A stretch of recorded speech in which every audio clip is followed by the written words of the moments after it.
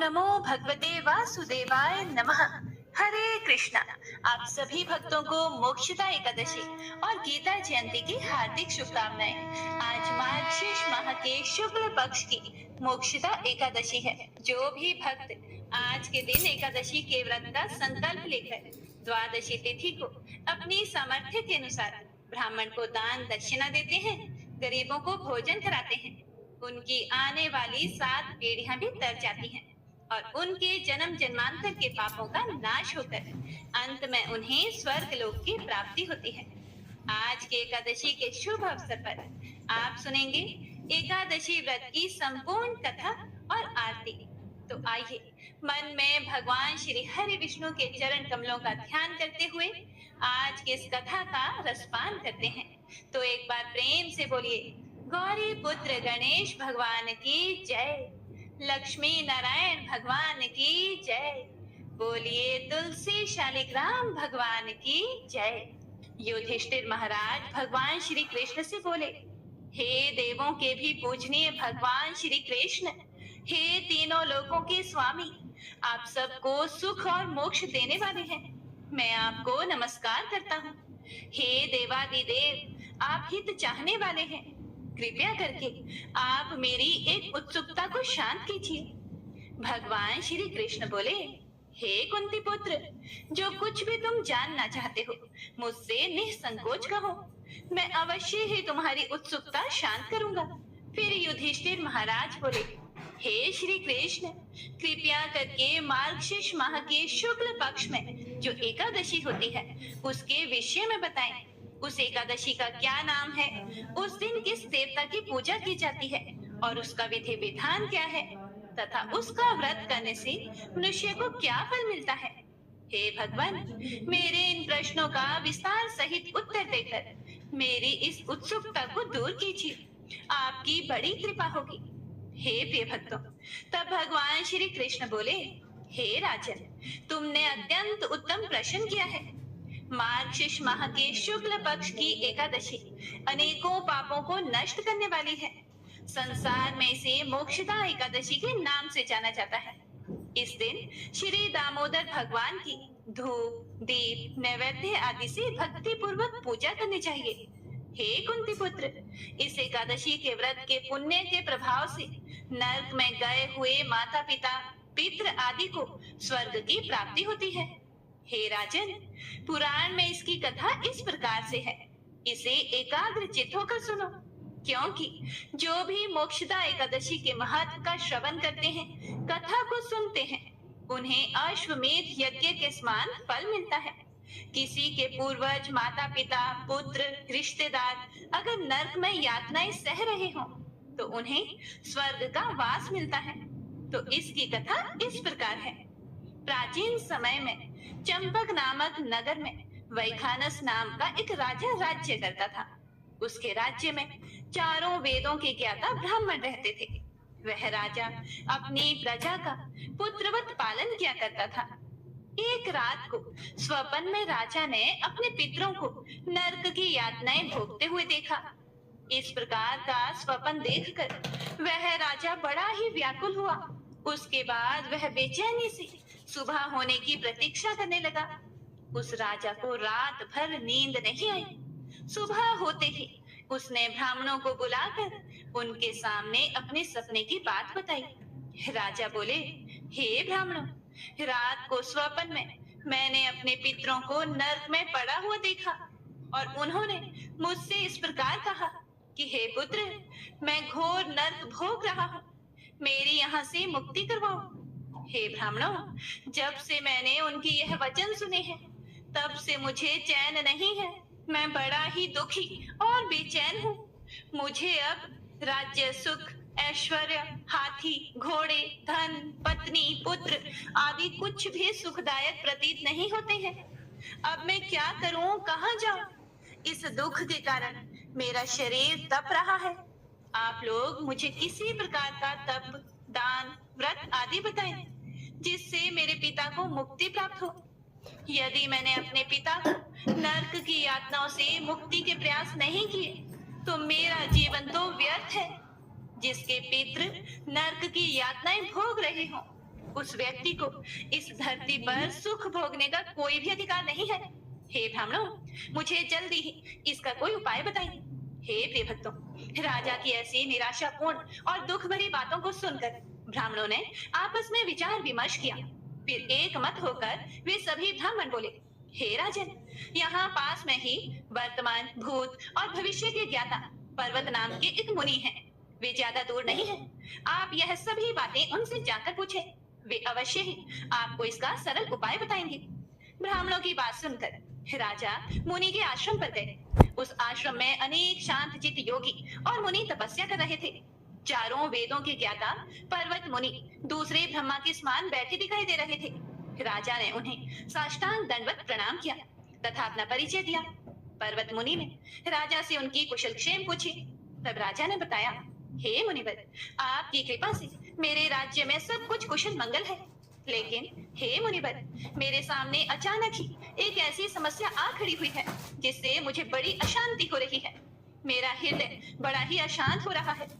फिर राजा ने मुनि को अपने रात में देखे गए स्वप्न की पूरी बात बताई तथा दुखी स्वर में बोला, हे महामुनि, अब आप कृपया करके मेरा मार्गदर्शन करें कि ऐसे में मुझे क्या करना चाहिए। कैसे मैं अपने पिता को नर्क की यातना से मुक्ति दिलाऊं। हे प्रिय भक्तों, राजा की बात पर्वत मुनि ने बड़े ही ध्यान से सुनी। फिर मुनि ने अपनी आंखें बंद करके भूत और भविष्य पर विचार करने लगे। कुछ देर गंभीरता पूर्वक चिंतन करने के बाद मुनि राजा से बोले, हे राजन, मैंने योग बल के द्वारा तुम्हारे पिता के सभी कुकर्मों का ज्ञान प्राप्त कर लिया है। उन्होंने पूर्व जन्म में अपनी पत्नियों में भेदभाव किया था। उन्होंने अपनी बड़ी रानी के कहने पर आकर उन्होंने अपनी दूसरी पत्नी को ऋतुदान मांगने पर भी नहीं दिया था।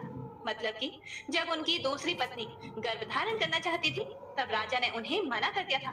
उसी पाप कर्म के फल से तुम्हारे पिता नर्क में गए हैं।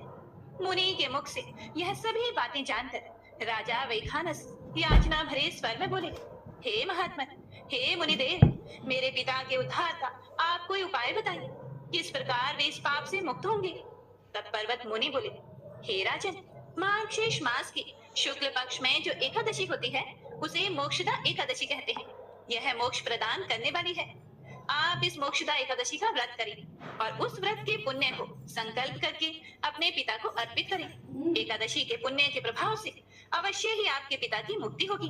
हे प्रिय भक्तों, पर्वत मुनि के वचनों को सुनकर राजा अपने राज्य को लौट आए और परिवार सहित मोक्षदा एकादशी का विधि पूर्वक व्रत किया और इस व्रत राजा ने अपने पिता को अर्पित कर दिया।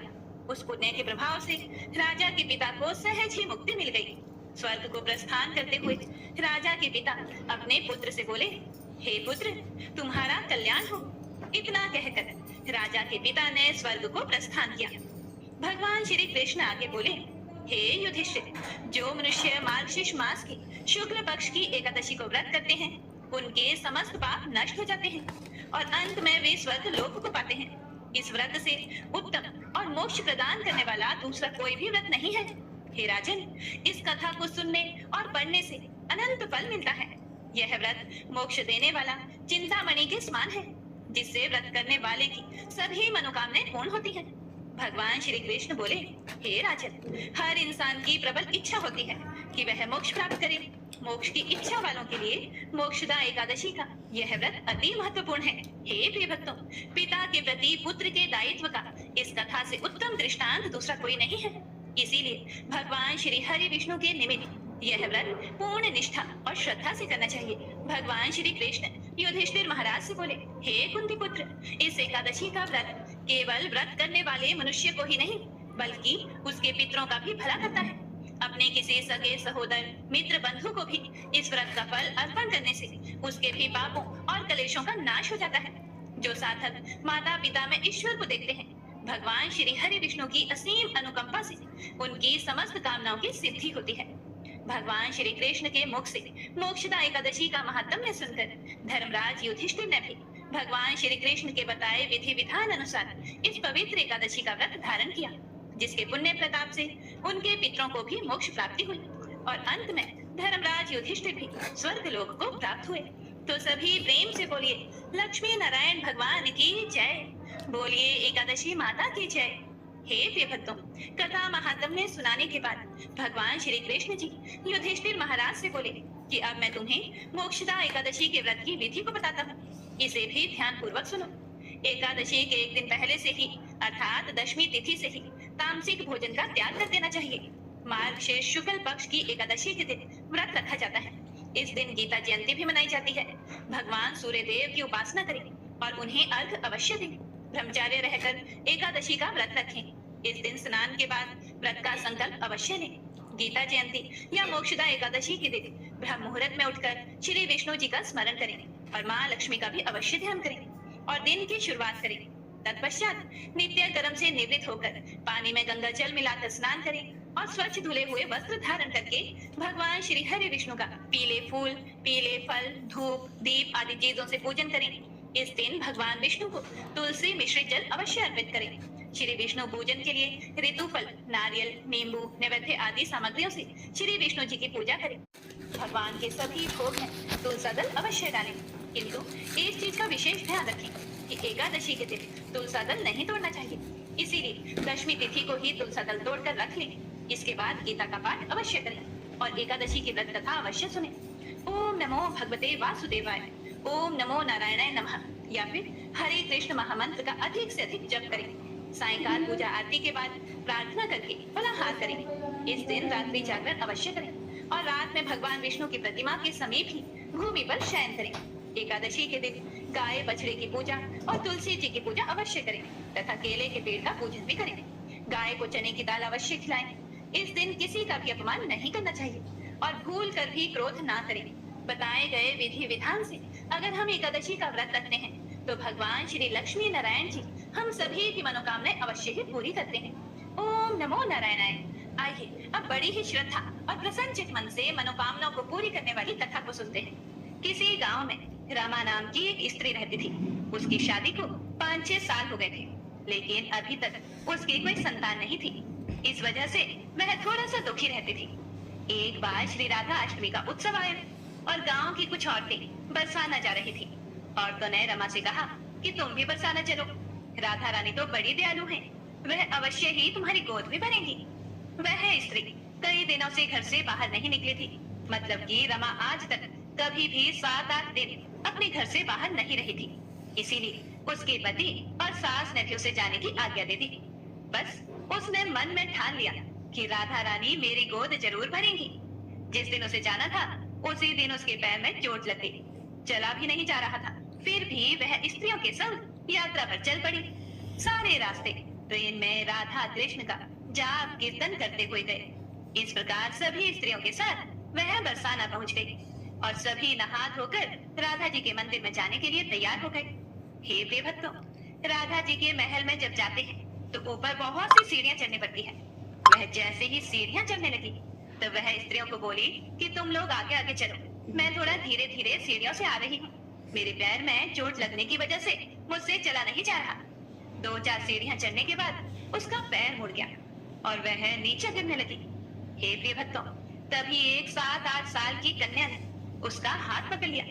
रमा बोली, हे बेटी, आज अगर तुम ना होती तो मैं नीचे गिर जाती। वह कन्या बोली, मैया मैं तुम्हें ऐसे कैसे गिर जाने देती। फिर रमा ने पूछा, बेटी तुम्हारा क्या नाम है। वह बोली, लाडो नाम है मेरा, यहीं पास में रहती हूँ। वे दोनों सीढ़ियों पर बैठे। लाडो कहने लगी, मैया मेरे लिए क्या लाई हो।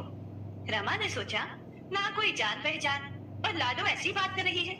फिर रमा ने कहा कि लाडो मैं कल तुम्हारे लिए कुछ ना कुछ अवश्य लेकर आऊंगी, तुम्हें क्या पसंद है। तब लाडो बोली कि मुझे नथनी, गले का हार, कान के कुंडल, चूड़ियां, मेहंदी, घाघरा चोली, यह सब चीजें पसंद है, कुछ भी ले आना। इतना कहकर वह बालिका वहां से भाग गई। जैसे तैसे रमा भी मंदिर में दर्शन करके लौट आई। फिर रमा आकर उस बालिका के बारे में सोचने लगी और फिर रमा ने बाजार से उसके लिए गले का हार और चूड़ियां खरीदी। अगले दिन वहीं जहां वह मिले थे वह लाडो उसका इंतजार करते हुए मिली। फिर लाडो रमा को उसी जगह मिली। फिर चूड़ियां और गले का हार जैसे उसे दिया, वह बोली कि बस इतनी सी ही, और चीजें नहीं लाई, और वह मुंह फुलाकर बैठ गई। तब रमा बोली, अभी मैं 8 दिन के लिए यहीं पर हूँ, रोज तुम्हारे लिए कुछ ना कुछ लाया करूंगी।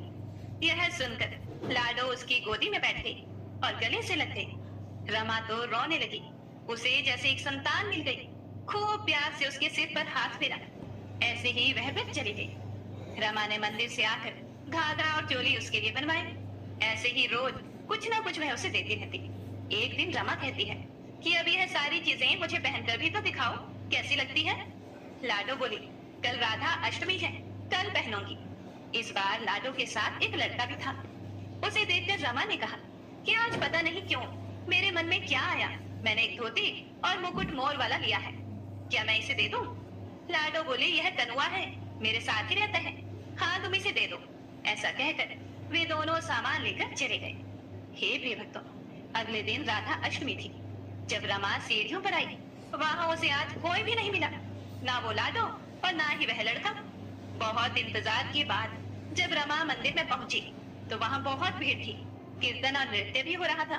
फिर भी किसी तरह भीड़ को चीरती हुई वह आगे पहुंची और वहां देखकर राधा जी को जब देखा और ठाकुर जी को देखा, रमा ने जो जो चीजें लाडो को दी, वही सारा सामान सब जो वह लाई थी वह राधा रानी और कृष्ण भगवान ने धारण किया हुआ था।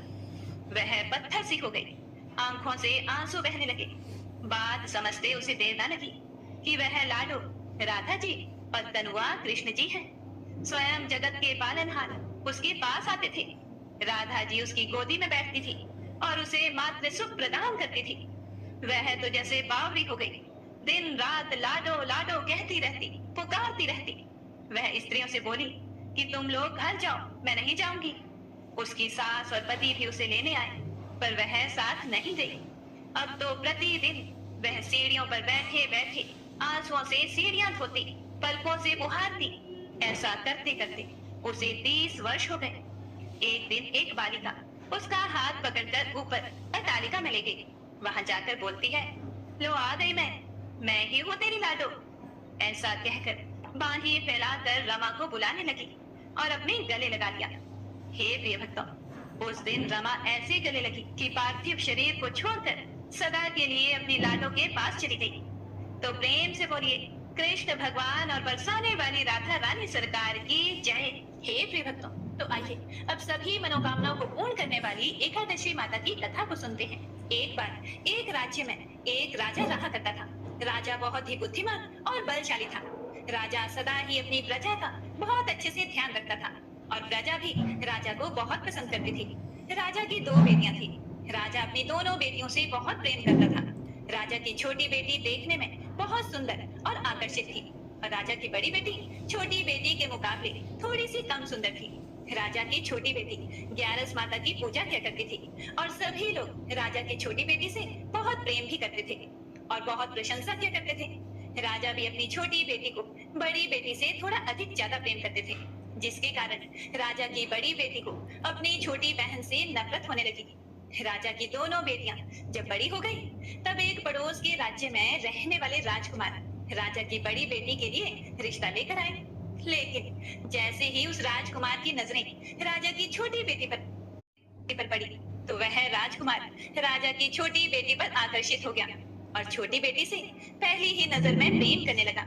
उस राजकुमार ने राजा की बड़ी बेटी के साथ विवाह करने से मना कर दिया और उसने राजा से कहा कि हे राजन, मैं आपकी छोटी बेटी से विवाह करना चाहता हूँ।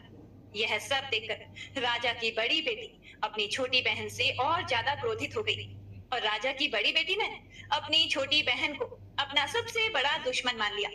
राजा की बड़ी बेटी ने अपनी छोटी बहन से बदला लेने का निर्णय किया। अब राजा की बड़ी बेटी ने अपनी छोटी बहन को जान से मारने का उपाय सोचा। राजा की बड़ी बेटी ने अपनी छोटी बहन को मारने के लिए सबसे पहले तो एक लड्डू में जहर मिलाकर अपनी छोटी बहन को दे दिया और उसको लड्डू खाने के लिए कहा। लेकिन हे प्रिय भक्तों, लड्डू खाने के बाद भी छोटी बहन को कुछ भी नहीं हुआ। बड़ी बहन यह देखकर आश्चर्यचकित हो गई, लेकिन बड़ी बहन ने हार नहीं मानी। जब उसकी छोटी बहन रात में अपने कमरे में सो रही थी, तब उसने एक मटके में सांप रखकर उसके कमरे में छोड़ दिया। लेकिन सांप भी छोटी बहन का कुछ नहीं बिगाड़ पाया। जिसके बाद बड़ी बहन ने अपनी छोटी बहन से कहा कि चलो हम लोग कुएं में से पानी भर कर लाते हैं, जिसके लिए वह अपनी छोटी बहन को पानी भरने के बहाने कुएं के पास ले गई और उसने अपनी छोटी बहन को कुएं में धक्का दे दिया। लेकिन छोटी बहन को तब भी कुछ नहीं हुआ, क्योंकि हर बार ग्यारस माता उसकी रक्षा कर रही थी और उधर बड़ी बहन अपने सारे प्रयास के बाद भी असफल हो रही थी, जिससे वह बहुत क्रोधित हो गई। और फिर उसने अपनी छोटी बहन के पास जाकर उससे प्रश्न किया कि हे मेरी प्यारी छोटी बहन, क्या तुमको पता है कि भगवान ने सबकी मृत्यु एक निश्चित समय पर लिखी हुई है, और कैसे तुम्हारी या मेरी मृत्यु होगी, क्या यह तुम जानती हो? तब छोटी बहन ने अपनी बड़ी बहन को बताया कि हाँ दीदी, मैं तो जानती हूँ कि मेरी मृत्यु कैसे होगी। छोटी बहन से यह सब बातें सुनकर बड़ी बहन मन ही मन बहुत प्रसन्न हुई और उसने अपनी छोटी बहन से कहा कि तुम मुझे अपनी मृत्यु का राज बताओ। तब छोटी बहन ने अपनी बड़ी बहन से कहा कि मेरी मृत्यु तो एक तोते में है, जो तोते के गले में एक हार है, उससे मेरी मृत्यु होगी।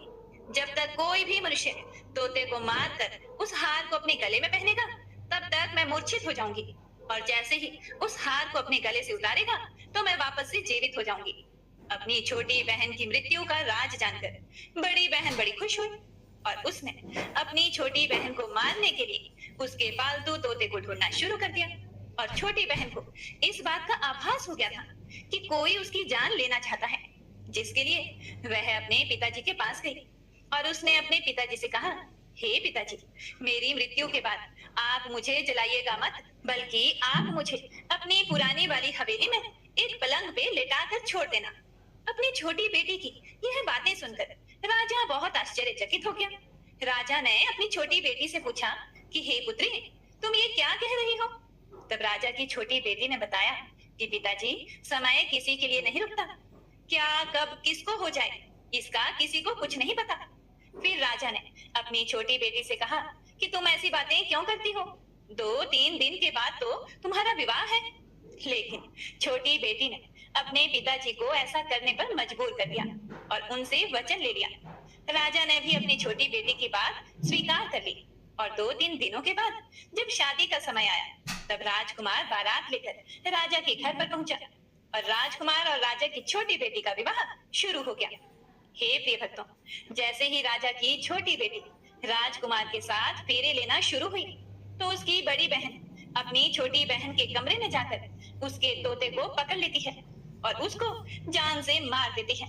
तोते के गले में जो हार था, उसको वह अपने गले में धारण कर लेती है और जैसे ही बड़ी बहन उस हार को अपने गले में धारण करती है, तो उधर छोटी बहन 3.5 ही फेरे ले पाती है और वहीं पर बेहोश होकर गिर जाती है। जिसके बाद राजा ने बड़े बड़े वैद्य हकीमों को बुलाया और अपनी छोटी बेटी का इलाज करने के लिए कहा। राजा की बात सुनकर जब वैद्य ने छोटी बेटी को देखा, तो राजा को बताया कि आपकी छोटी बेटी ना तो जीवित है और ना ही मरी हुई है। ऐसा मैं पहली बार देख रहा हूँ। राजा ने वैद्य और हकीम को यह बात बाहर बताने से मना कर दिया और उनको कहा कि अगर तुमने यह बात किसी को बाहर बताई, तो हम तुमको फांसी दे देंगे।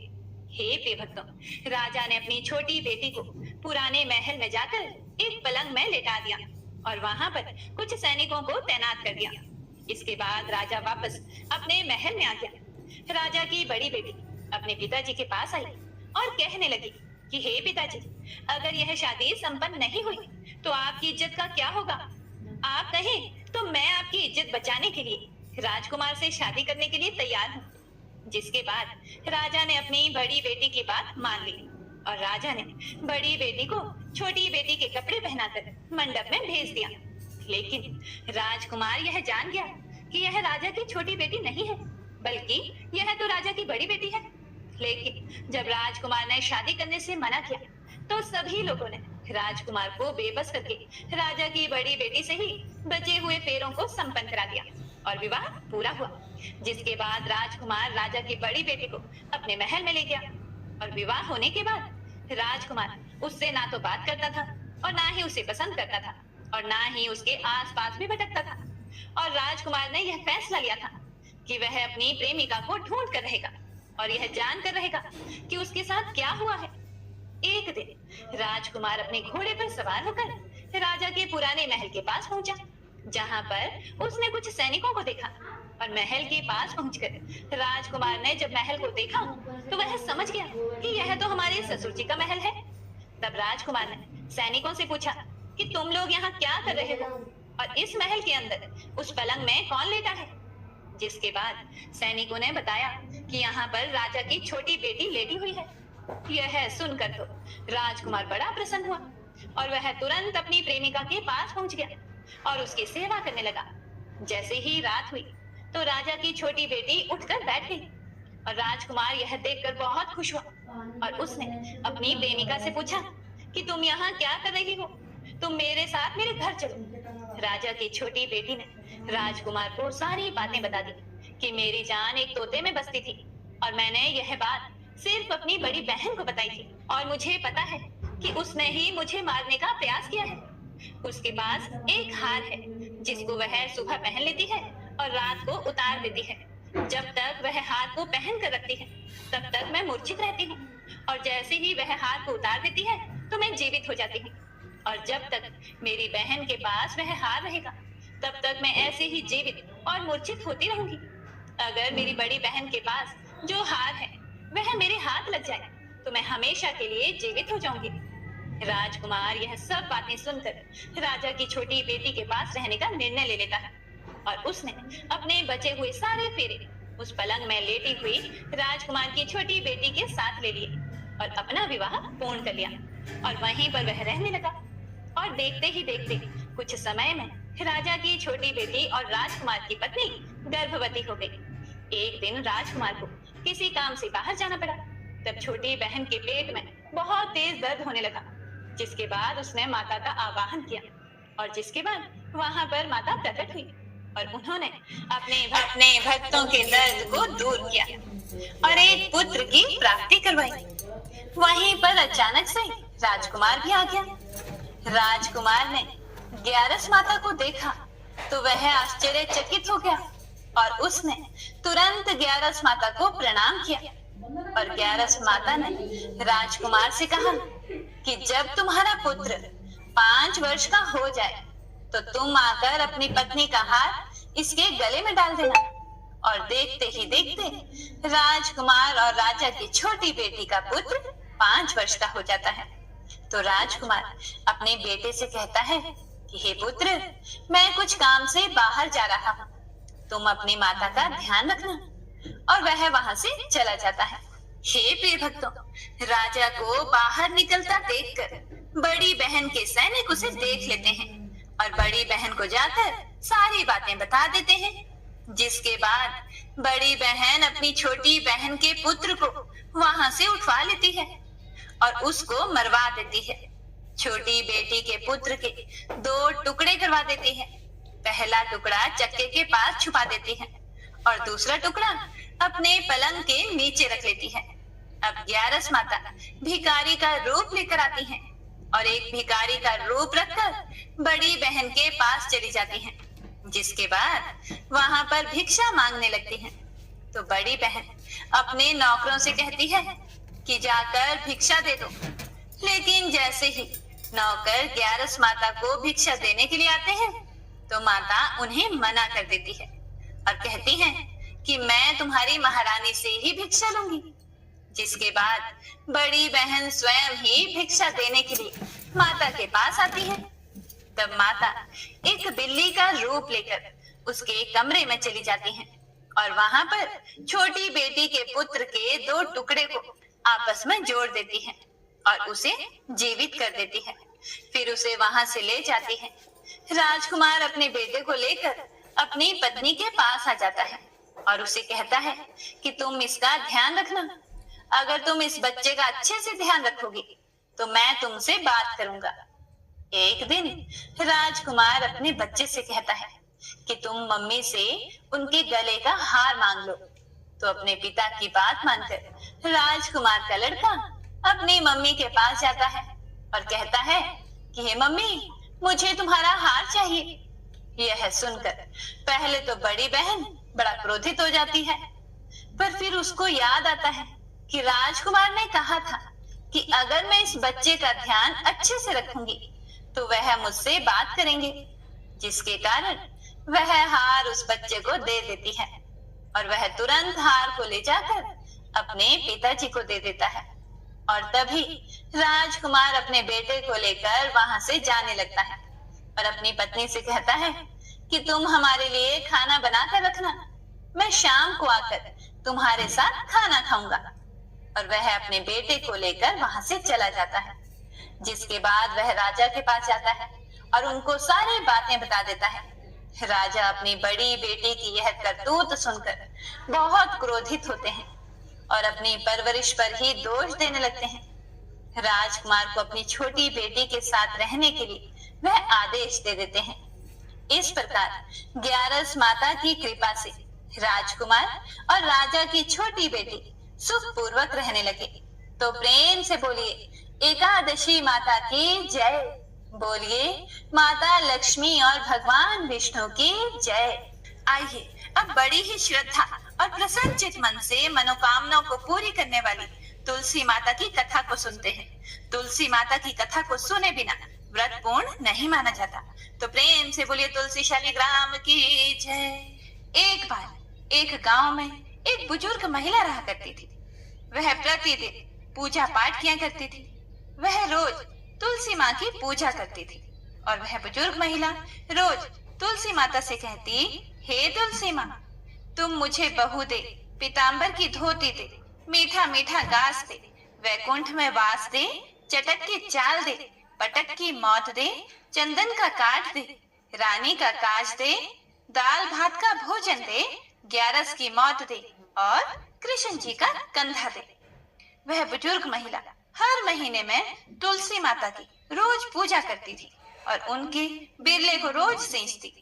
तुलसी माता बुजुर्ग महिला की बात सुनकर धीरे धीरे सूखने लगी। तभी भगवान श्री कृष्ण जी ने देखा कि तुलसी माता सूख रही है और तभी एक दिन भगवान श्री कृष्ण तुलसी माता जी के पास प्रकट हुए और भगवान श्री कृष्ण जी ने तुलसी माता से पूछा, तुम क्यों सूख रही हो? सभी महिलाएं तुम्हारी पूजा करती हैं और तुमको रोज सींचती हैं, लेकिन फिर भी तुम सूखती जा रही हो। इसका कारण क्या है? जिसके बाद तुलसी माता ने भगवान श्री कृष्ण जी से कहा कि हे प्रभु, एक बुजुर्ग महिला मेरे पास रोज आती है और रोज एक ही बात बोलती है कि हे तुलसी माता, सबकी दाता, मैं तेरा बिरला सींचती हूँ, तुम मुझे बहू दे, पीतांबर की धोती दे, मीठा मीठा घास दे, वैकुंठ में वास दे, चटक की चाल दे, पटक की मौत दे, चंदन का काट दे, रानी सा राज दे, दाल भात का भोजन दे, ग्यारस की मौत दे और कृष्ण जी का कांधा दे। मैं उस बुजुर्ग महिला की सारी मनोकामनाएं पूरी कर सकती हूँ, लेकिन उसकी एक मनोकामना पूरी नहीं कर सकती। मैं कृष्ण जी का कंधा कहाँ से दूंगी? भगवान श्री कृष्ण जी तुलसी माता की यह बात सुनकर जोर जोर से हंसने लगे और फिर भगवान श्री कृष्ण जी ने तुलसी माता जी से कहा कि तुम चिंता मत करो, जब वह बुजुर्ग महिला की मृत्यु होगी तब मौके पर मैं और आप ही कंधा दे देंगे। आप सुबह जब वह पूजा करने आए तब कह देना कि सब कुछ तुम्हें मिल जाएगा। कुछ दिनों बाद वह वृद्ध महिला ठोकर खाकर रास्ते में गिरकर मर गई। पूरे गांव के सभी लोग आए और उस महिला को सभी लोग धर्मात्मा मानते थे। उसको तुलसा जी की डोकरी कहते थे। उसके परिवार में कोई भी नहीं था, इसीलिए गांव वालों ने ही उसके अंतिम संस्कार करने की योजना बनाई और उसे नहलाकर जब वैकुंठी पर बैठाने के लिए उसे उठाने लगे तो उसका मृत शरीर इतना भारी हो गया था कि उसे कोई उठा नहीं पाया। यह सब देखकर वहां के सभी लोग तरह तरह की बातें करने लगे और कहने लगे कि यह इतना पूजा पाठ करती थी, हर समय माला फेरती थी, इसीलिए यह इतनी भारी हो गई है। वहीं पूरे गांव में चर्चा होने लगी कि डोकरी माई कोई भक्ति नहीं करती थी, यह छल कपट करती थी। हम जिसे धर्मात्मा समझते थे वह पापी है, जो कि किसी से भी नहीं उठ पा रही है। यह इसके कर्मों की सजा है।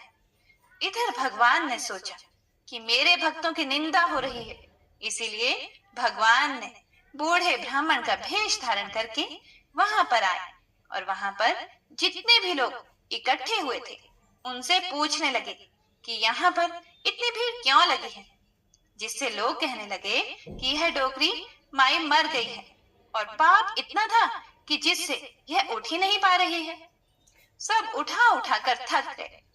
तब ब्राह्मण जी ने कहा कि मुझे एक बार डोकरी के कानों में कहने दो, फिर वह देखो कैसे उठती है। तो सभी लोगों ने कहा कि आप भी प्रयास करके देख लीजिए।